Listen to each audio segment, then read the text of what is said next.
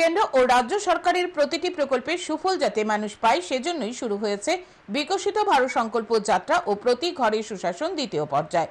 রাজ্যের বিভিন্ন জায়গায় চলছে এই দুটি কর্মসূচি একসঙ্গে। বৃহস্পতিবার পরিষেবার সুযোগ নিয়েছে মানুষ যাতে এক ছাদের তলায় পেতে পারে সেজন্য শিবির করা হয় বিশালগড় মহকুমার দুর্গানগর বাজারে। এর সূচনা করেন বিধায়ক সুশান্ত দেব।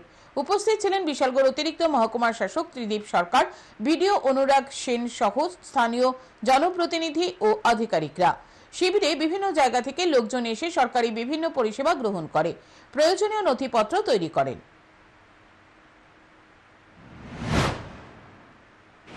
রাজ্যের জনপ্রিয় মুখ্যমন্ত্রী ডক্টর মানিক সাহা মহোদয় ওনারা চাইছেন আমাদের দেশের এবং রাজ্যের প্রত্যেকটা নাগরিক যেন সরকারি সুযোগ সুবিধা সঠিকভাবে পায়।